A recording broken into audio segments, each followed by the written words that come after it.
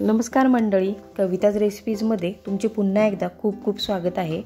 आज मला की नाही बाजारामध्ये चांगले हिरव्यागार अशा पावट्याच्या शेंगा मिळाल्या होत्या, तर मग म्हटलं चला आज पावट्याचे सुक्केदाणे करूयात। तर आज आपण पावट्याच्या सुक्केदाण्याची रेसिपी पाहणार आहोत। मी नेहमीप्रमाणे कढई तापून घेऊन त्यामध्ये तेल घातलं व जिरे मोहरीची चांगली फोडणी दिली। या फोडणीमध्ये मी सोलून आणि स्वच्छ धुवून घेतलेला पावटा घातलेला आहे। आता हा पावटा आपल्याला चांगला परतून घ्यायचा आहे। परतताना आपल्याला यामध्ये थोडंसं मीठ सुद्धा घालायचं आहे। हे मीठ का घातले आपण, जेणेकरून आपल्याला पावट्याची चव अतिशय छान लागेल।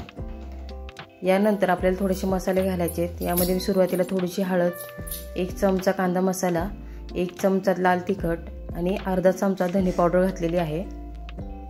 हे चांगलं परतून घ्यायचे आपल्याला व यामध्ये आपल्याला थोडं दाणे शिजण्यासाठी पाणी घालायचं आहे।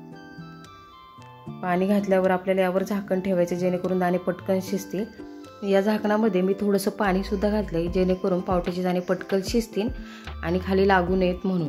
हे झाकण जवळजवळ 10 मिनिट ठेवल्यावर मी झाकण काढलेलं आहे। तुम्ही पाहू शकता आपले पावट्याचे दाणे शिजलेलेच आहेत। आता यामध्ये मी थोडीशी कोथिंबीर घालते व दाणे पुन्हा एकदा परतून घेते।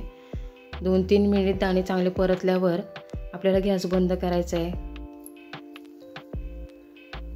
तर ही रेसिपी तुम्हाला कशी वाटली हे कमेंटमध्ये नक्की सांगा व या चॅनलवरील रेसिपी तुम्हाला आवडत असतील व अजून नवनवीन रेसिपी तुम्हाला पाहायच्या असतील तर चॅनलला नक्की लाईक आणि सबस्क्राईब करा।